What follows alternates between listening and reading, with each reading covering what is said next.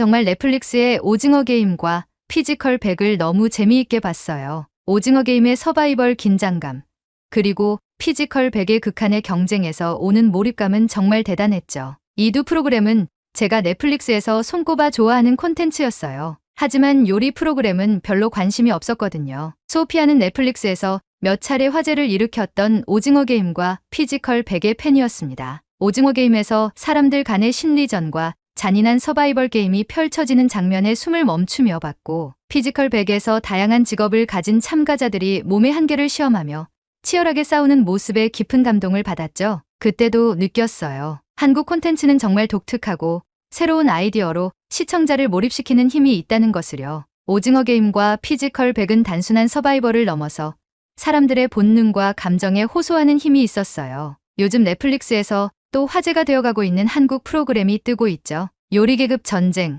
흑백 요리사. 오늘은 넷플릭스에서 전 세계적으로 이슈가 되어가고 있는 요리 프로그램을 보고 감동받은 한 아이의 엄마 이야기를 들려드릴게요. 감동곡간, 구독과 좋아요, 댓글은 영상 제작에 큰 힘이 됩니다. 넷플릭스를 즐겨보는 소피아에게 요리 프로그램은 별로 흥미롭지 못한 분야였어요. 이전에도 몇몇 요리 프로그램을 본 적이 있지만 대부분은 지나치게 복잡한 레시피나 고급 레스토랑 요리에 초점을 맞춰서 따라하기 어려웠고 또 그다지 흥미를 느끼지 못했죠. 사실 전 요리 프로그램을 즐겨보는 사람이 아니에요. 예전에도 한두 번 시도해봤지만 복잡한 레시피나 화려한 셰프들의 요리는 제 일상과는 너무 거리가 멀어서 딱히 몰입하기가 어렵더라고요. 그저 요리 잘하는 사람들이 나와서 대결을 펼치는 것 정도로만 생각했어요. 하지만 이번에 넷플릭스에서 새로 나온 흑백 요리사는 달랐습니다. 단순한 요리 대결을 넘어서 계급 전쟁이라는 독특한 설정 덕분에 이 프로그램은 소피아에게 기존 요리, 서바이벌 프로그램들과는 차원이 다른 흥미로 다가왔죠. 하지만 이번에는 정말 다르더라고요. 흑백 요리사는 단순한 요리 대결이 아니라 말 그대로 요리사들의 계급 전쟁이었어요. 그 설정이 너무 흥미롭기도 하고 처음부터 확 눈길을 사로잡는 무언가가 있었죠. 요리 프로그램을 이렇게 몰입해서 본 건 처음이에요. 프로그램의 첫 시작 장면에서 80명의 흑수저 요리사들이 차례로 대형 세트장에 입장하는 순간 소피아는 자신도 모르게 화면에 빨려 들어갔습니다. 이들은 대중에게는 크게 알려지지 않은 요리사들이었지만 동네 주민들에게 사랑받는 백반집 주방장부터 SNS에서 유명한 셰프들까지 다양한 배경을 가지고 있었습니다. 그들의 목표는 단 하나, 20명의 백수저 셰프들에게 도전의 실력으로 인정받고 최종 우승을 거머쥐는 것이었죠. 이 프로그램은 그저 단순한 요리 대결이 아니에요. 말 그대로 전쟁이에요. 흑수저 요리사들이 그동안 쌓아온 실력을 바탕으로 한국 최고의 스타 셰프들에게 도전하는 모습은 정말 강렬했어요. 마치 고난과 역경을 극복하는 언더독 스토리를 보는 듯했죠. 세트장은 마치 대서사시의 무대처럼 웅장했습니다.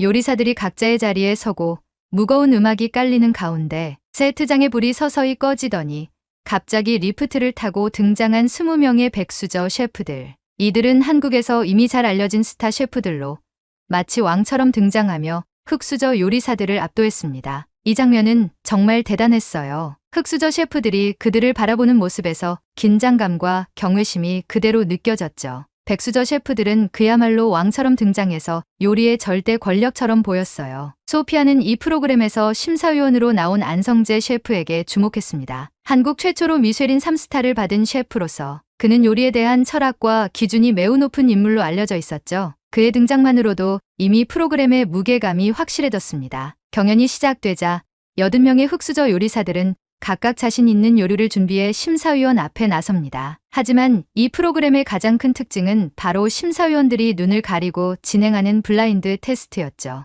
백종원과 안성재는 눈을 가리고 오로지 맛만으로 요리를 평가하게 됩니다. 정말 놀라웠어요. 심사위원들이 요리의 모양이나 그 과정을 보지 않고 오직 맛과 냄새만으로 요리를 평가하는 방식이라니. 요리 프로그램에서 이렇게 공정하면서도 실력을 있는 그대로 평가하는 방식은 처음 봤어요. 백종원이 냄새만으로도 요리의 재료를 하나하나 맞추는 장면에서 소피아는 그저 입을 다물지 못했습니다. 그는 식재료의 본질을 꿰뚫는 섬세한 감각을 가지고 있었고 안성재는 한 입만 먹어도 요리의 세밀한 맛의 밸런스를 정확히 평가해냈죠. 그들의 심사 방식은 요리의 화려함이나 장식적인 요소가 아니라 진정한 맛의 본질에 집중하는 것이었습니다. 이 프로그램의 심사는 단순한 평가가 아니에요. 요리사들이 쌓아온 경험과 노력을 그대로 드러내는 과정이었죠. 그들의 실력이 눈이 아닌 혀로만 평가된다는 점에서 진정한 요리 실력을 볼 수 있었어요. 이 독특한 심사 방식 덕분에 소피아는 요리 프로그램에 대한 고정관념을 완전히 깨트리게 되었습니다. 그동안 요리 프로그램을 그냥 보기만 하는 것으로 생각했던 소피아는 이제 진짜 요리의 본질이 무엇인지 깨닫게 된 것입니다. 심사위원들의 블라인드 테스트는 단순히 시청자들의 흥미를 끄는 장치가 아니라 요리사들의 순수한 실력을 평가하는 중요한 도구였습니다. 블라인드 테스트를 통해 한국 요리사들이 얼마나 진정성 있게 요리에 임하는지 알게 되었어요. 요리는 단순히 배를 채우는 것이 아니라 사람의 감각을 만족시키는 예술이라는 걸 다시 한번 느꼈죠. 흑백 요리사는 이처럼 요리 서바이벌의 새로운 지평을 열었습니다. 단순한 대결을 넘어선 계급 전쟁이라는 독특한 설정과 눈을 가리고 맛만으로 평가하는 블라인드 테스트의 도입은 소피아에게 그 어떤 요리 프로그램보다도 강렬한 인상을 남겼습니다. 이제 소피아는 이 프로그램이 단순한 한국 예능을 넘어 전 세계적으로 주목받을 수밖에 없는 이유를 깨닫게 됩니다. 소피아는 흑백 요리사를 시청하면서 단순한 요리 대결, 그 이상의 것을 발견했습니다. 특히 이미영 도리사의 등장 장면은 소피아에게 깊은 감동을 주었죠. 이미영 도리사는 경남 양산이라는 초등학교에서 15년간 급식을 담당해온 베테랑 조리사로 아이들을 위한 건강한 급식을 만드는 것이 그녀의 사명이었습니다. 소피아는 그 순간 떠올렸어요. 우리 아이들이 매일 먹는 급식과 얼마나 다른 걸까? 한국의 급식 문화는 어떨까? 저 요리사에게는 단순히 음식을 제공하는 것을 넘어 아이들을 위한 사랑이 담겨 있는 것 같아. 이미영은 넷플릭스의 흑백 요리사에 출연하여 흑수저 팀의 일원으로서 활약했으며 단순한 급식 조리사라는 이미지를 넘어선 탁월한 요리 실력을 선보였습니다. 그녀는 학교에서 매일 대용량 음식을 준비해왔던 경험을 발휘하여 대규모 인원에게 음식을 제공하는 팀 대결에서도 두각을 나타냈죠. 심사위원인 안성재 셰프는 그녀의 요리를 맛본 후 옛날 급식에서 먹었던 따뜻한 추억의 맛을 떠올리게 한다며 감동을 표했습니다. 소피아는 이미영 조리사의 이야기를 보면서 한국의 학교 급식이 얼마나 중요하게 다뤄지는지 알게 되었습니다. 미국에서의 급식은 단순히 아이들에게 빠르고 저렴하게 제공할 수 있는 음식을 준비하는 것이었지만 한국의 급식은 그 이상이었죠. 이미영 도리사는 늘 아이들을 위해 신선한 재료를 고르고 영양가 높은 식단을 고민해왔습니다. 소피아는 생각했어요. 우리 아이들도 이렇게 건강하고 따뜻한 음식을 먹어야 해. 이미영 도리사의 모습에서 느낀 건 단순한 요리 기술이 아니라 아이들을 향한 따뜻한 마음이었어요. 이미영 조리사의 기사를 찾아보게 됐어요. 학교에서 이미영의 요리를 먹었던 학생들은 급식이 집밥보다 더 맛있어요 라고 말하며 그녀의 요리를 칭찬했습니다. 또한 학교 선생님들도 밥을 먹으러 학교에 출근할 정도로 만족스러웠다고 말할 정도로 이미영의 요리는 단순한 급식 이상의 의미를 가졌습니다. 소피아는 이미영 조리사를 보면서 미국에서 자라온 자신의 아이들이 받는 학교 급식과 한국의 급식을 비교하지 않을 수 없었습니다. 미국에서는 대부분 가공식품이나 패스트푸드가 급식의 중심을 차지했습니다. 피자, 햄버거, 감자튀김 같은 음식들이 주를 이루고 영양소보다는 칼로리가 우선시되는 식단이었죠. 그저 배를 채우는데 급급한 급식 시스템에 소피아는 다시 한번 생각하게 되었습니다. 소피아는 생각했어요.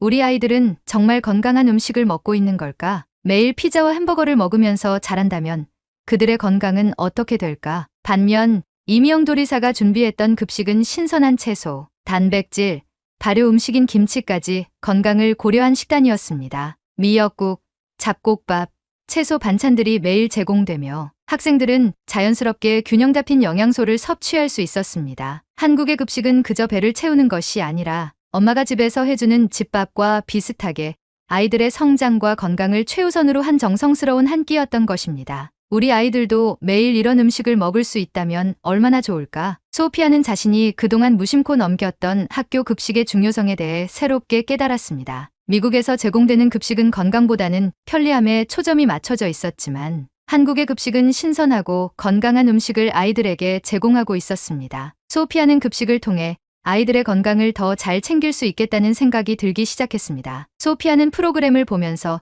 한국 급식에 대한 관심뿐만 아니라 한국 음식 전반에 대한 호기심이 생겼습니다. 김치, 미역국, 잡채 같은 다양한 한국 음식들이 급식에 포함되는 모습을 보며 그녀는 한식을 배워보고 싶다는 생각이 들었습니다. 그러던 중 소피아는 이웃에 사는 한국인 엄마 혜진을 떠올렸습니다. 혜진은 한국에서 몇 년 전 이주해 온 유학생의 엄마로 늘 한식을 정성스럽게 만들어 먹는 것으로 유명했죠. 소피아는 용기를 내어 혜진에게 조심스럽게 한식을 배우고 싶다고 부탁했습니다. 혜진, 요즘 내가 한국 음식에 대해서 너무 궁금한 게 많아졌어. 아이들 건강을 위해서 한식을 좀 배워보고 싶은데 혹시 나를 좀 도와줄 수 있을까? 혜진은 흔쾌히 소피아의 부탁을 받아들였습니다. 그리고 소피아에게 간단한 한식 요리들을 하나하나 가르쳐주기 시작했습니다. 소피아는 흑백요리사 프로그램을 보고 혜진을 통해 한식을 배우기로 결심한 이후 본격적으로 한식 요리의 매력을 하나하나 경험해 나가기 시작했습니다. 특히 혜진은 들기름을 비롯해 한국 요리에 자주 사용되는 식재료들을 차근차근 설명해주며 소피아에게 요리를 가르쳤습니다. 혜진이 첫 번째로 가르쳐준 것은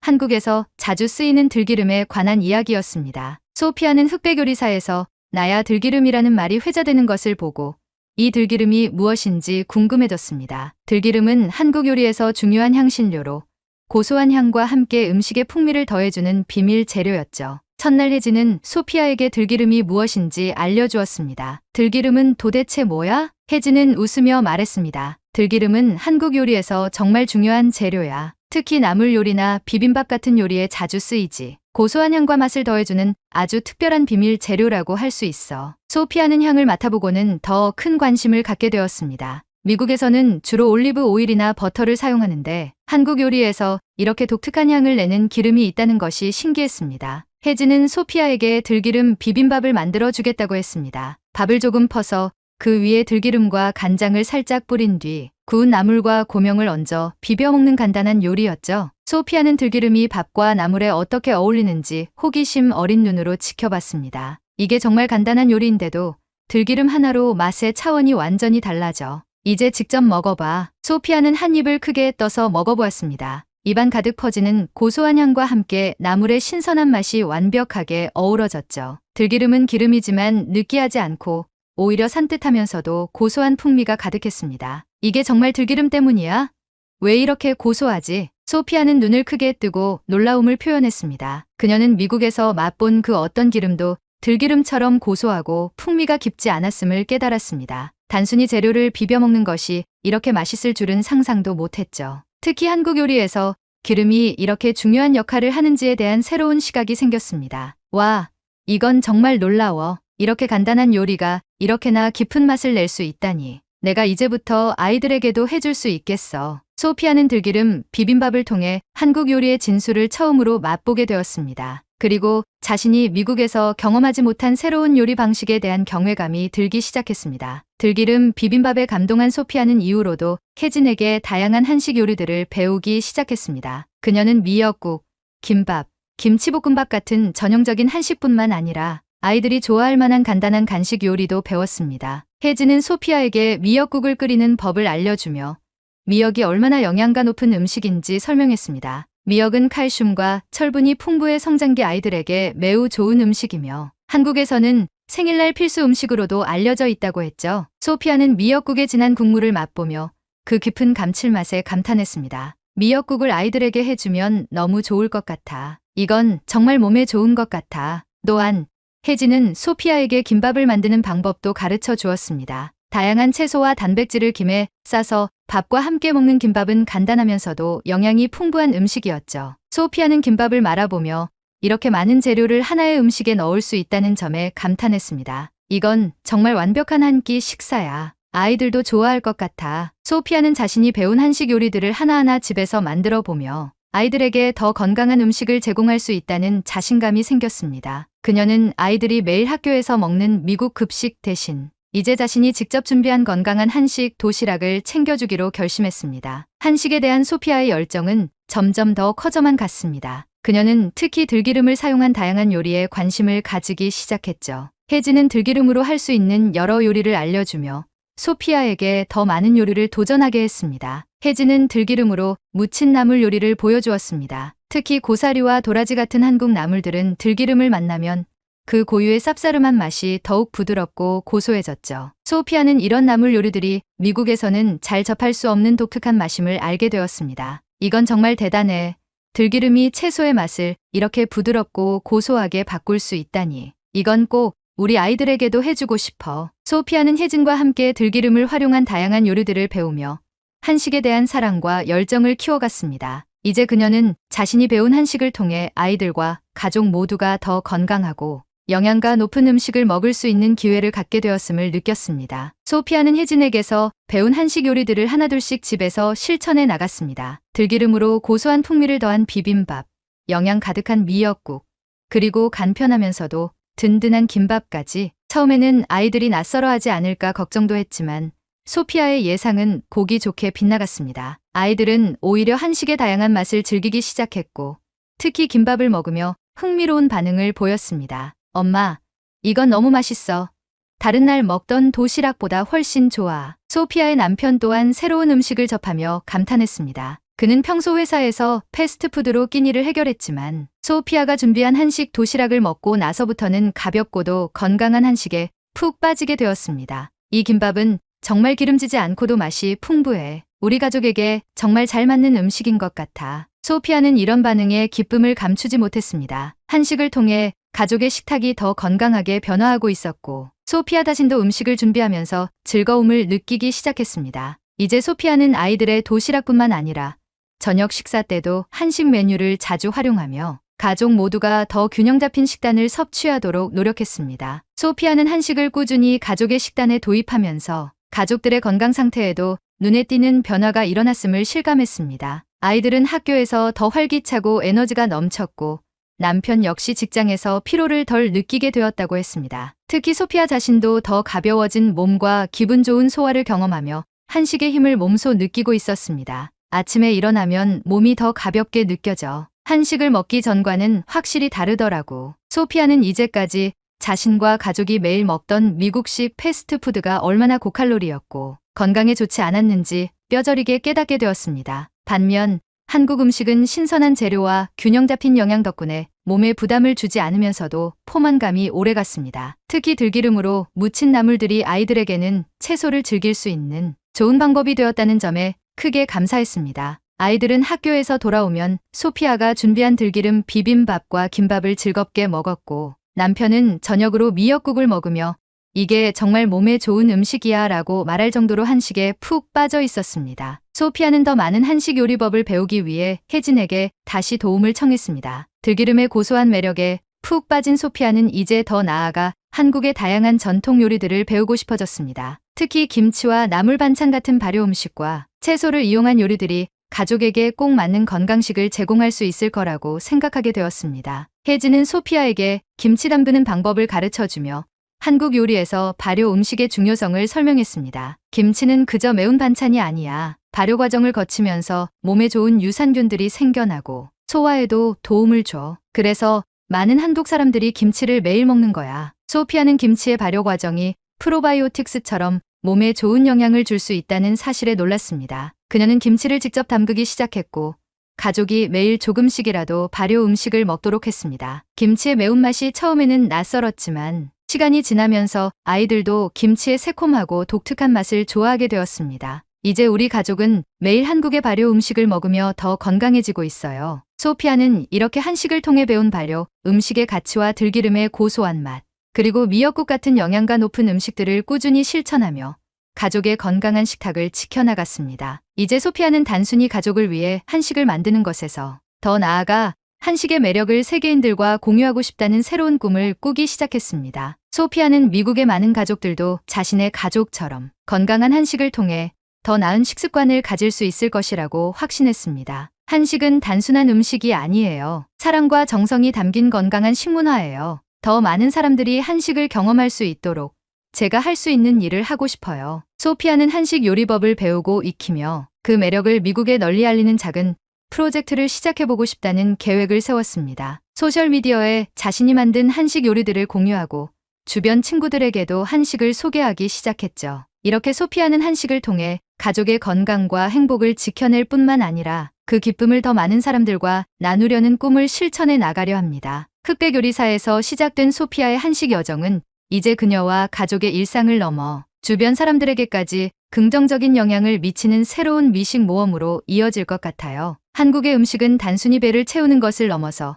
그 속에 담긴 정성과 사랑을 느낄 수 있는 특별한 문화입니다. 흑백 요리사를 통해 한국의 요리 철학을 알게 되고 이를 가족에게 나눌 수 있게 된 소피아처럼 우리도 음식 한 끼로 서로를 더 이해하고 더 건강한 삶을 살아갈 수 있습니다. 그리고 이 모든 여정은 바로 요리에서 시작되었습니다. 흑백 요리사, 한국의 요리 프로그램이 전 세계 사람들에게 전하는 건 단순한 요리 대결, 그 이상입니다. 열정과 노력, 그리고 진심이 담긴 한 접시의 음식을 통해 서로의 마음을 나누는 것이죠. 여러분도 한번 도전해 보세요. 한국 음식은 우리의 건강과 행복을 지켜주는 소중한 선물이 될 것입니다. 오늘 영상이 마음에 드셨다면 좋아요와 구독을 꼭 눌러주세요. 그리고 더 많은 이야기가 궁금하시다면 알림 설정도 잊지 마세요. 다음 이야기에서 더 흥미로운 한국의 이야기로 돌아올게요. 함께 해주셔서 감사합니다.